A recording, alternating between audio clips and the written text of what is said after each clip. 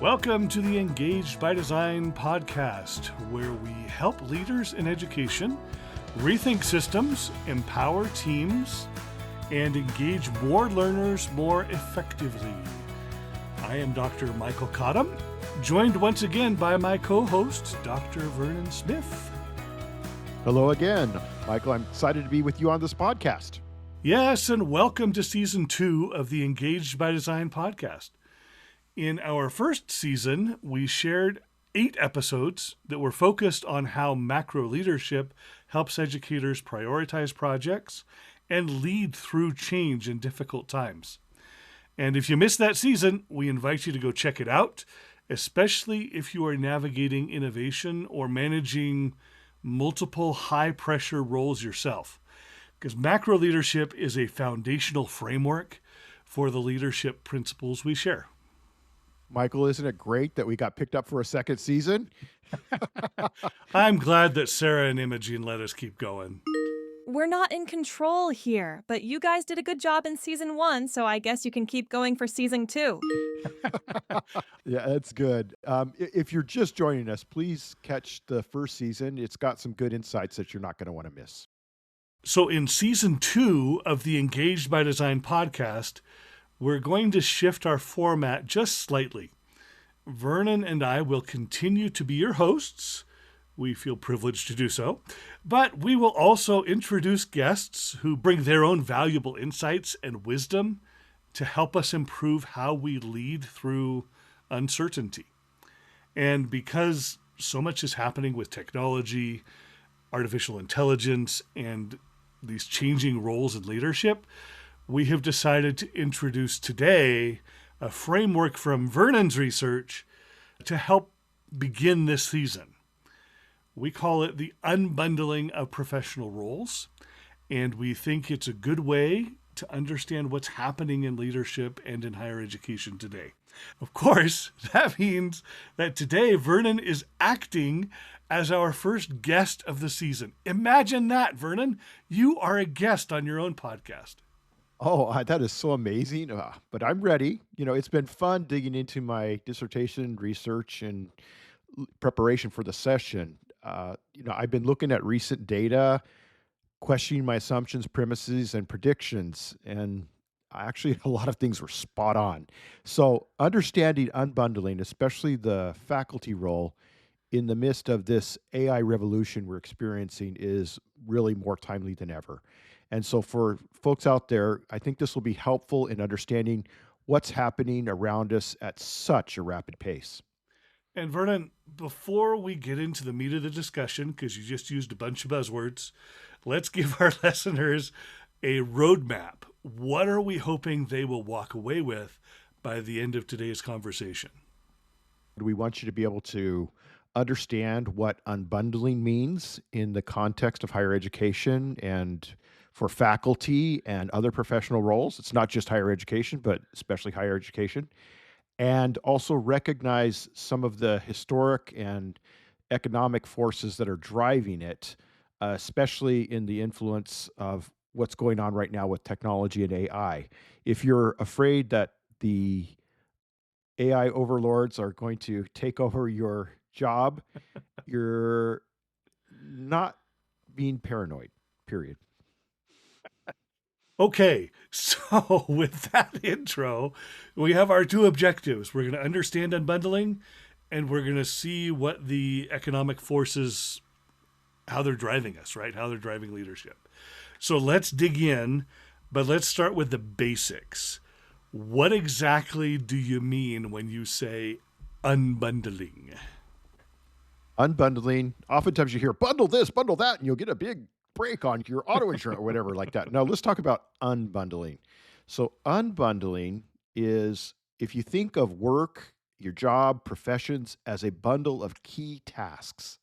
So unbundling is the disaggregation of the work. In other words, separating the crucial tasks that maybe once resided in a single professional role into others. So these tasks can be reassigned to lower cost workers or replaced through technology and automation. These are what we call labor for labor or capital for labor substitutions. So Again, I treat unbundling as a continuum of task migration from one role to another, right? So tasks that were normally in the full-time faculty's role are now performed by other roles, new roles, and technology in higher education. Okay, that's helpful. You see this as some sort of a continuum. It's not like it's bundled or it's unbundled. It's a continuum of maybe one person doing everything, all of the tasks bundled in one thing, or it might be separate or unbundled, or as I think you just said, disaggregated. So the tasks could be disaggregated and then be assigned to other people or given to the robot overlords, right? To AI. I have a feeling this isn't just happening in education right now. Can you give us some comparison where we might see unbundling happening in our day-to-day life? Oh, absolutely. The unbundling playbook, well, I'll call it, shows up in a lot of industries. Picture the last time you ate out. If you paid attention, you probably noticed that the friendly waiter of old has now been split into a whole cast of characters and sometimes into apps and gadgets during your dining experience. So, that disaggregation or slicing up of one job into many smaller pieces is what I mean by unbundling. And so, restaurants are a perfect example of that. And who doesn't like eating a really good meal, being doted on by a group of people in a beautiful setting? I just love that. Let me just stay there for a minute while you keep talking. This could make us hungry, Michael, but a dining experience can be unbundled into five main parts or tasks. There's the welcoming, you choose an order process, delivering, checking in or monitoring the customer, and completing the payment. And don't forget that tip that we're all expected to give. Oh, yeah. Well, this is why tipping seems harder. Does it seem harder for you these days, Michael, especially in these new situations? Yeah, you just don't know where it's going or what you're paying for sometimes. Exactly. So let's concentrate on sit down dining, right? This is a little bit different than walk up dining, but sit down dining first is the welcome. The first worker you meet is usually the host, whose job is to greet, manage the seating chart, and keep the tables turning, right? So you get more customers in there. Already one chunk of the old waiter role is sort of shifting to someone else, but in higher end restaurants, that's still a role that's been there. Next is choosing and ordering, right? So instead of a leather bound menu on a pad of paper, you might be asked to scan a QR code or poke a touchscreen kiosk. You pick your food, note any allergies, and press order. And or the person may come up to you, but that is an option. Your choices fly straight into the kitchen. No human, no middleman, no chance for handwriting mix-ups. Yeah, and that sounds like where like casual dining is going right now. The premium is still very much hands-on white glove, but all of these things you're talking about, they come into the casual dining. No, it's just normal. And I mean, I've noticed this use of QR codes. It really accelerated during the pandemic. You just need to use your own phone and keep your germs to yourself. But some of those habits or processes that were put in place when we were afraid of people, they stuck around, and sometimes they expanded in the name of efficiency. Exactly. Unbundling, the driver of unbundling is really thinking about the efficiency here, right? Lower cost for that. So you made your order, now you get your food, right? But you're not probably going to see your waiter or your server, right? It's going to be a runner or a bartender or barista that handles the drinks that'll come out, right? Michael, next, your food is brought to you, right? It's not necessarily by the waiter, but it's by a server who brings the plates, while a bartender or barista is going to bring you your drinks. You're not going to see the waiter. Now, some places are even having little robots, go between tables and glide and do things like that.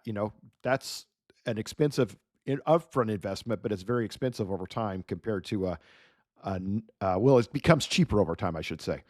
And then there's someone that always comes up. Sometimes it's the manager, someone else will say, "How's everything tasting? Is everything good?" Right? That's the check-in and monitoring.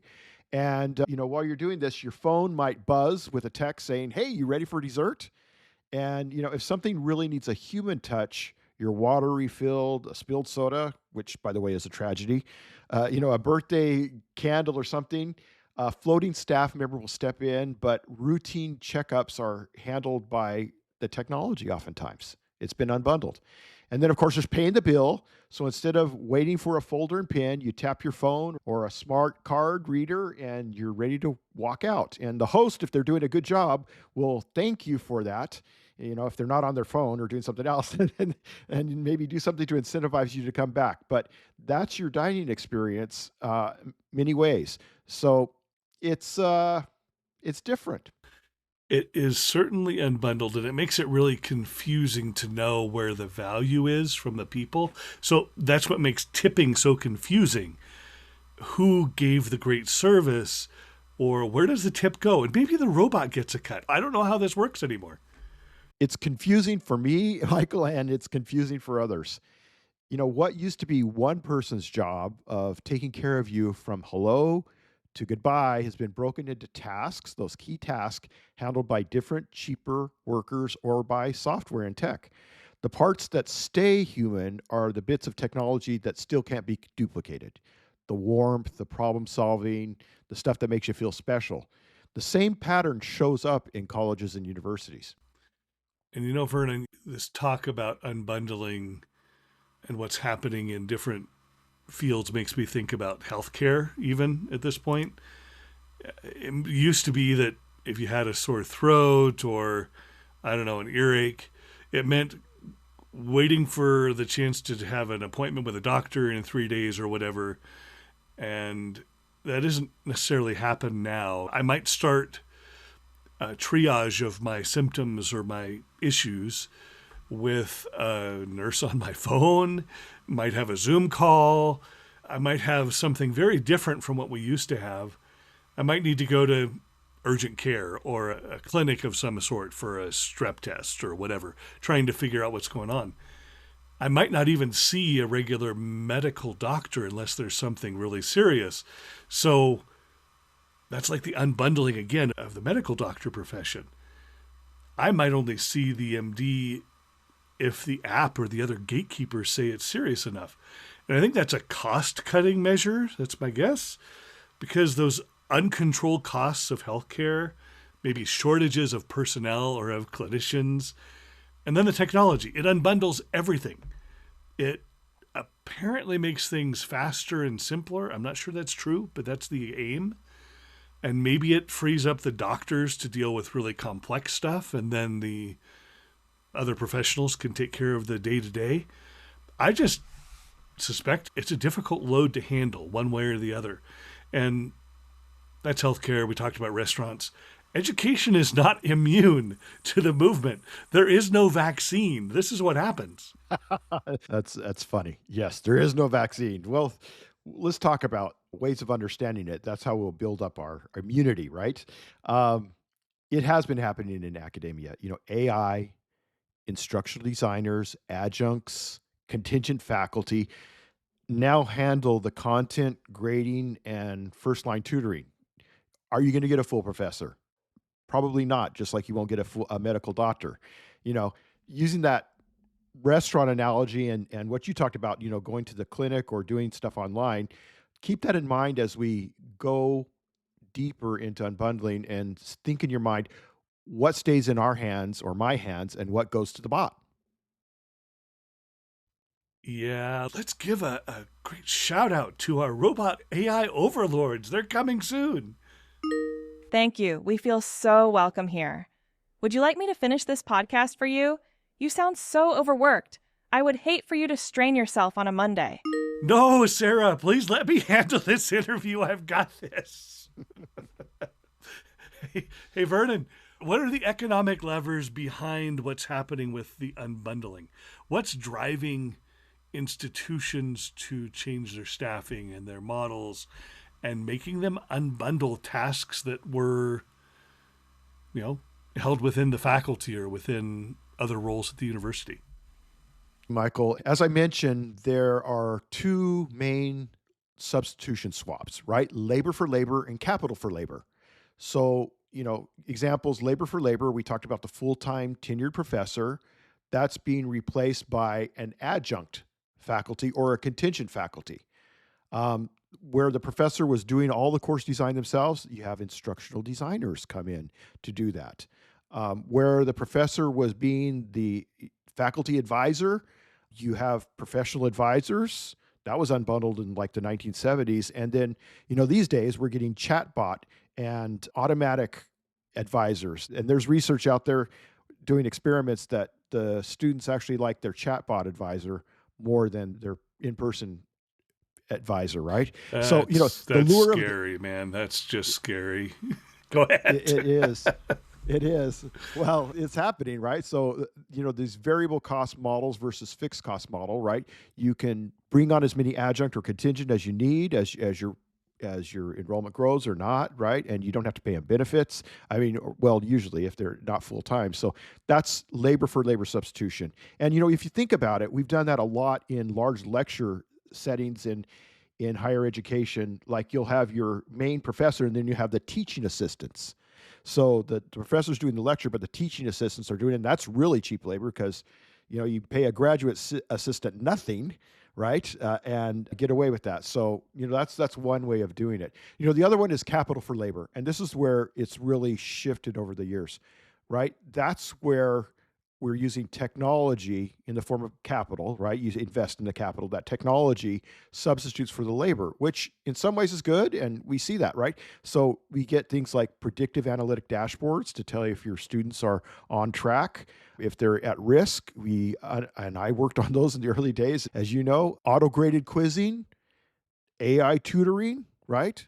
AI lesson planning, AI grading, plagiarism bots. We see all that stuff. And the point of that is that by substituting that technology for the labor, you get near zero marginal costs.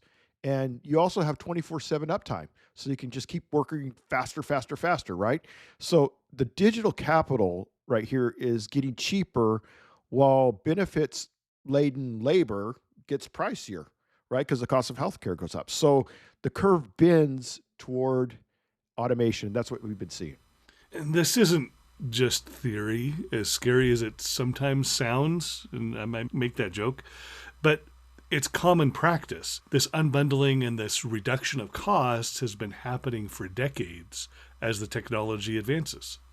So, Vernon, how are we seeing unbundling show up in colleges and universities now, both the traditional and the maybe fully online institutions? Well, it's here, Michael, and it's been here. In traditional settings, right, we see roughly that 2 out of 3 faculty members, right now 68% more or less, have contingent appointments. They're year to year or semester to semester contracts or paid by the course. And only about 1/4 of professors today enjoy the protection of tenure and the academic freedom that ensures. Almost half, 48%, teach part-time. So they're part-time workers, no benefits. So that covers everyone from the freeway flying adjunct, the freeway flyers we talked, that teach at 1, 2, 3, 4 campuses, to the local expert that's interested in picking up an evening section or two.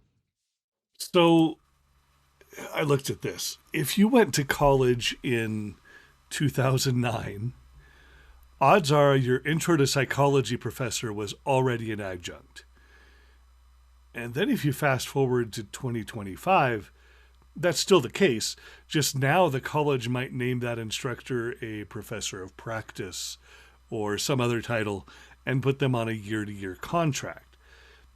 It's the same lack of job security, maybe a shinier title, but it's a much lower cost for the college or university to staff those classes.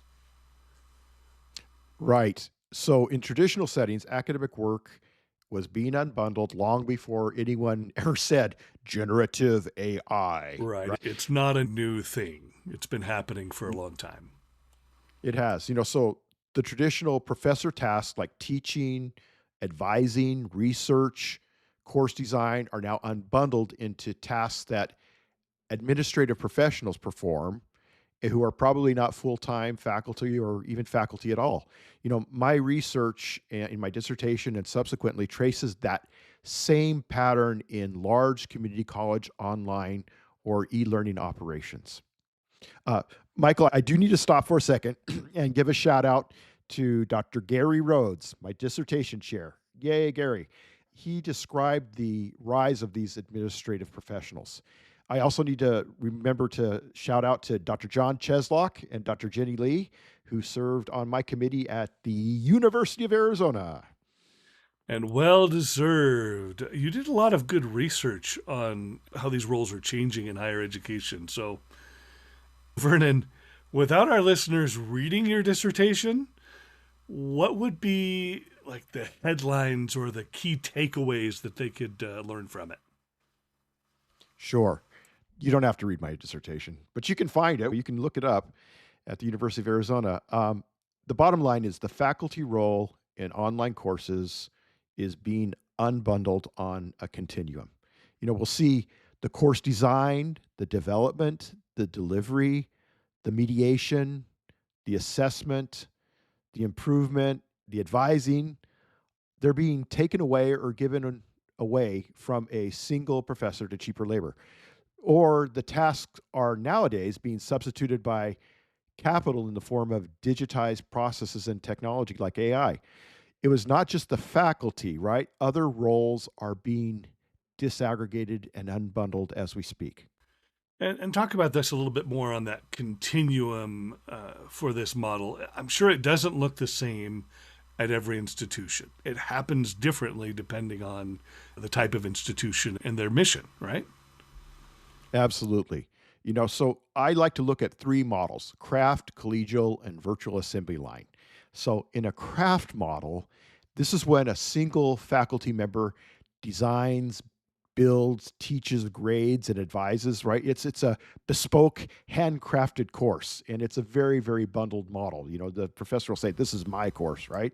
Um, Another type of model that I observed was what I'd call a collegial model, right? Usually in a small faculty pod or, in the department itself, and sometimes with the assistance of the Center for Teaching and Learning or some instructional designers.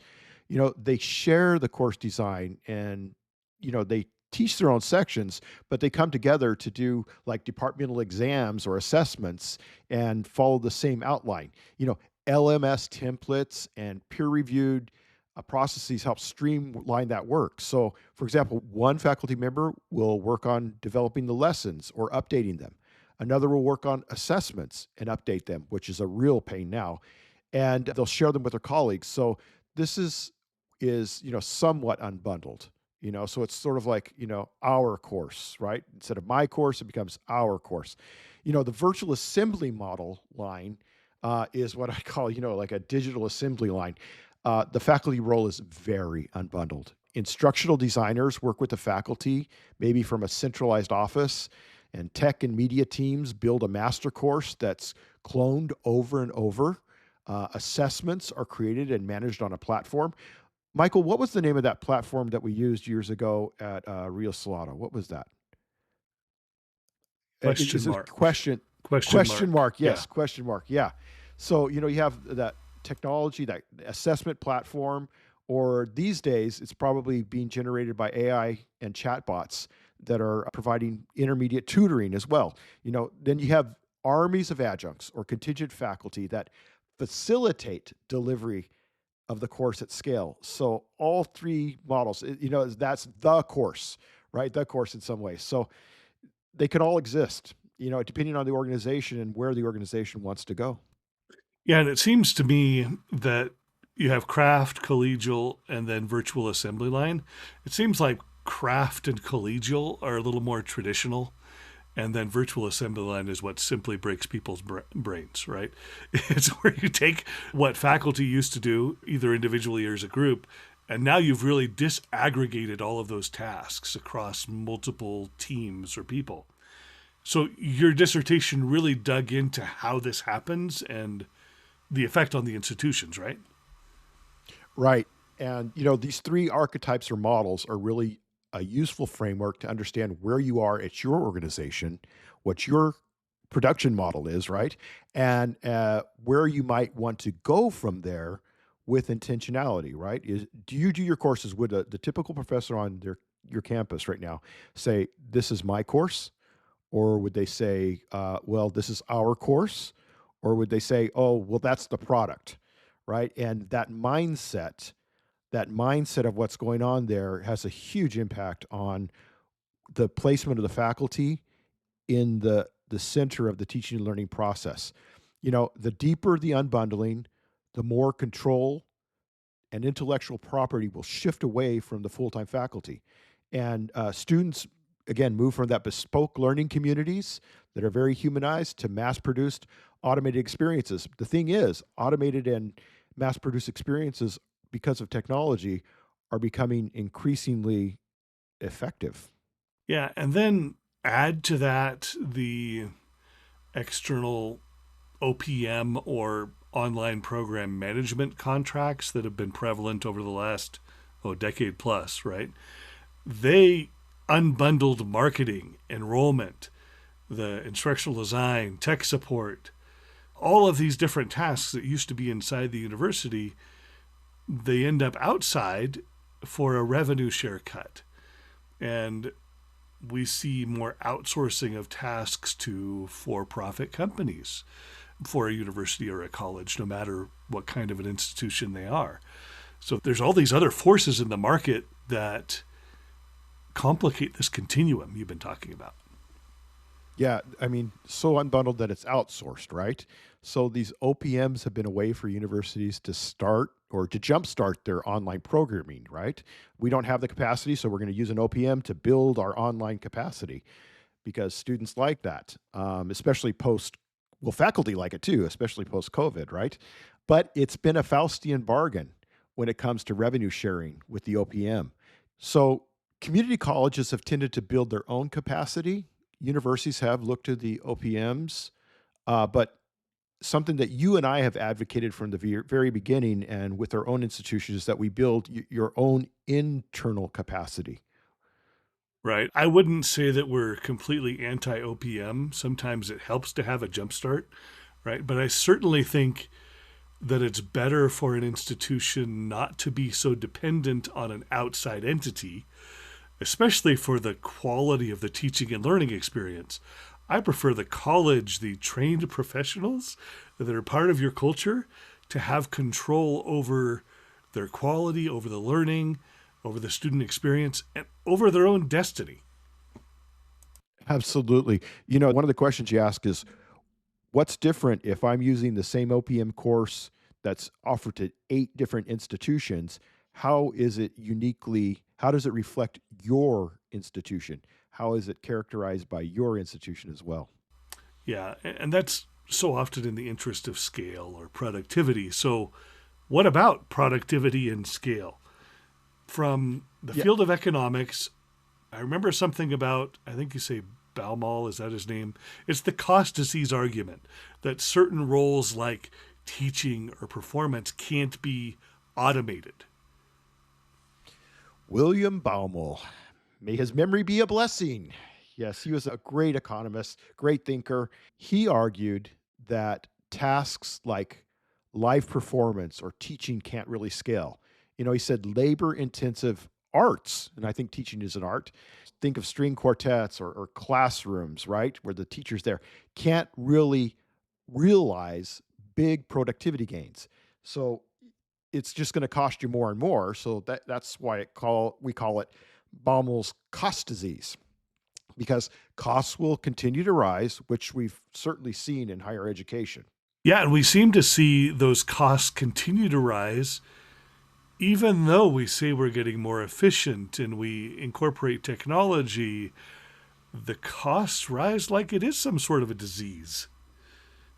Oh, isn't that interesting, Michael? Right? So we're supposedly seeing we're using less expensive labor and other things, and that's part of Baumel's cost disease, right? And so it's like we have to pass it on to students, right? So it costs more and more. Digital capture and AI innovations will continue to unbundle the role and increase productivity, even if the performance itself remains time bound. You need to be there in person, like a concert, right? So the interesting thing, though, is if you go to a concert, for example, someone may be using a drum machine rather than a drummer. And it's not a great time necessarily to be a professional drummer if you can do it on a track on the drum machine. So we got to get down to what is irreducible. What are the human bits and parts that just can't be shrunk or unbundled? Yeah, I know it's a tangent, but I'm just thinking I just went to a show the other night. I went and saw Footloose live in a theater, a musical, and they did have a live band in there, but they also had a soundtrack. It was both all together, but sitting in the theater for a live performance is the premium experience. Yeah, I could watch it on YouTube or something, but there's this experience that you get from being live, and it's just qualitatively different. Back to the show. It's ultimately it's a rearrangement of tasks and a recharacterizing of the experience. Maybe I just think of how online learning support teams have changed over my career. They've changed the job of both faculty, designers, support staff, technicians, everywhere I've been. It's just different. There isn't less work for anyone, but the nature of the work continues to change as those specialists and technologists offload what used to be all maybe the faculty members or one person's role. Michael, technology dismantles, it destroys, and it rebuilds professions. That's the fact of it, right? So it is the major driver of unbundling right now because it will codify routines, right? Like getting your rubrics or your templates or your syllabi. It'll build a syllabi for you, right? If you do it the right way. It automates those things. Think of auto grading and chatbots. Some students are getting very upset that their papers aren't being graded by their professor necessarily, and they have suspicions about that. Of course, they created it by AI as well, but that's a whole other story. We'll get to another episode. Platformizes, if that's a word, like the workflow, right? Like LMSs and assessment systems, proctoring, even things like mental health and other things like that. They could do it on a platform. And it recomposes, like you said, those new roles, changes roles or it creates new roles. Like, think of learning engineer or a data ethicist. And, basically it commodifies lecture centric teaching. Yeah, it's really complex. And, you and I, we're not anti AI or anti technology or necessarily anti unbundling, but we need to understand it. I've used over the years various technologies. There's generative courseware. Now it's just so much more powerful. It'll spit out maybe the first draft of your syllabus. If you give it the right model, it could give you the final draft. You could create media assets for your course. It just changes the role of the faculty, of the designer, and of the technologies little by little. And then all of a sudden, you've got these large language models that can do grading, they can do tutoring, they can give you feedback. I've used them in coaching, right? They can help you to come up with good questions to help somebody else. You can give formative feedback on writing or on media, right? There's just so much that the technology is doing. And that means that the roles we have and the gig economy that came to taxis and to so many other jobs that are being done around the world, that is invading this space. And so is gig teaching. There's this marketplace that will allow colleges to surge adjunct labor, maybe globally, right? Thinking about Uber, thinking about Airbnb, thinking about all of these things that have been disrupted by technology in the recent years.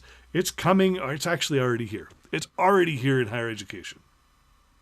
Yeah, and it's this change, Michael, this unbundling is happening at a really, I would say, an unprecedented pace. It's the pace that's making things really urgent, right?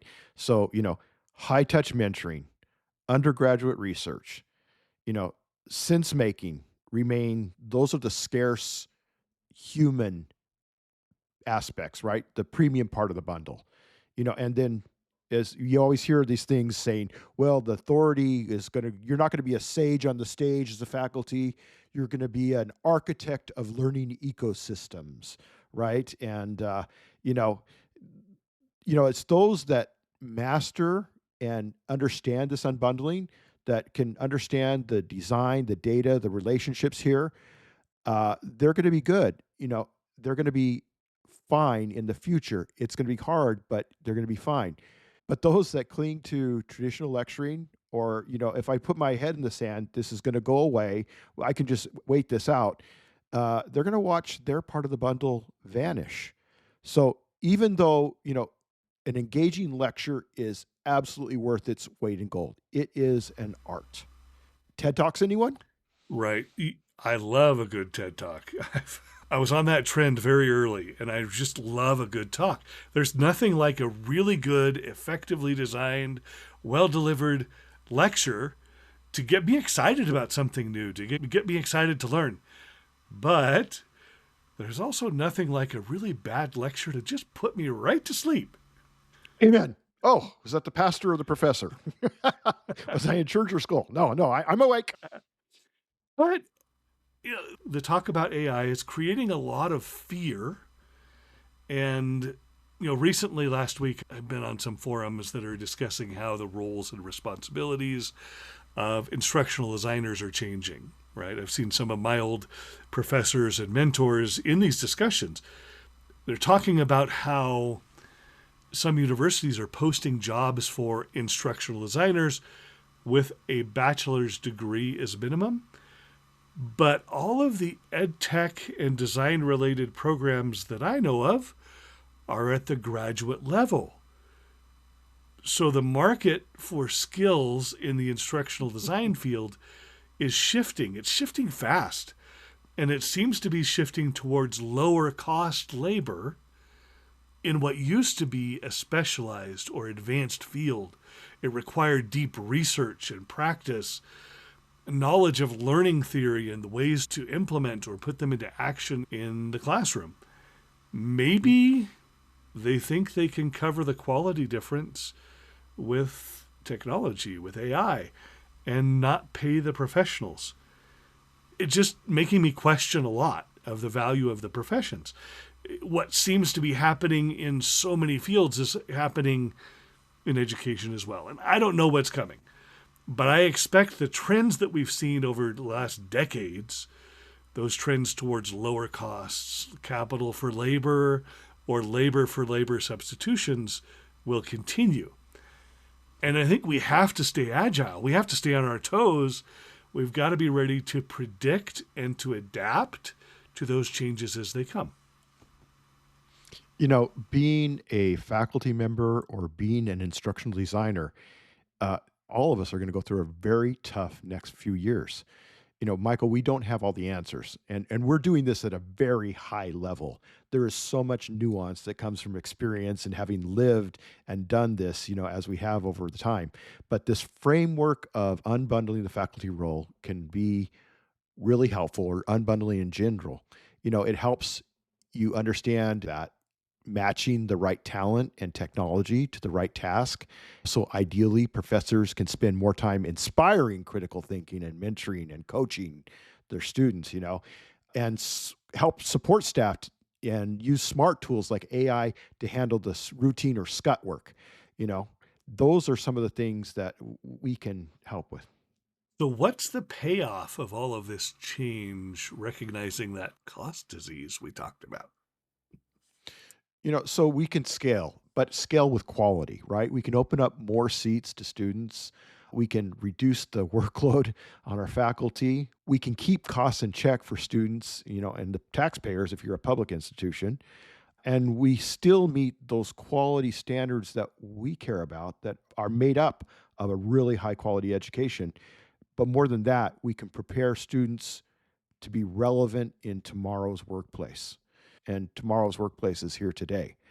So, in other words, understanding the unbundled model isn't just about academic theory. And we've only done this at a very high level, Michael. There's a lot of nuance, but there is a practical roadmap for serving students, learners faster and better.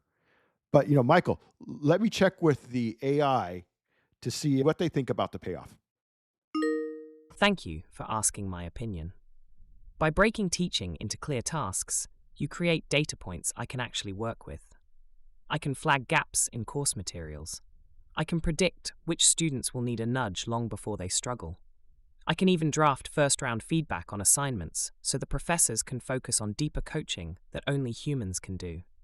The clearer the workflow, the smarter and cheaper my support becomes. So this unbundled model isn't just good management. It's a blueprint that helps me amplify quality, scale, and affordability all at once. Oh, that's actually a decent answer, Michael. Oh, it really is. Between the two of you, we've got a lot to think about. And Vernon, thank you for digging into your research for us in this episode. You've given us a lot to think about, and I think we're going to need a follow-up. But as always, as we wrap up this particular episode, we want to leave our listeners with a few questions to consider. The first one, maybe personal, is your role being unbundled as we speak? And the second question, where do you see unbundling happening in your own institution or in your department? How does that affect your role? And then the third question, what parts of your professional bundle feel irreplaceable, like a performance, a live performance? What parts of your bundle could be supported or restructured? So if you have thoughts, questions, or comments, we would love to hear from you. Please like, comment, and share this episode. It really helps to get the word out and continue the conversation. Yeah, please comment. We'd love to hear what you think. Michael, in our next episode, we should go ahead and take a look at what it means to rebundle intentionally and strategically, and what should not be unbundled. How leaders can thoughtfully reintegrate the essential human tasks, the high value add, in a world shaped by AI, automation, and outsourcing. That's great, Vernon. Thank you. I look forward to that one. We'll explore also how the macro leadership principles can help teams to navigate this shift. It's about matching people to the right tasks. It's coaching for adaptation and building cultures where change feels both possible and human. So until next time, think about what unbundling is coming your way, and always engage by design.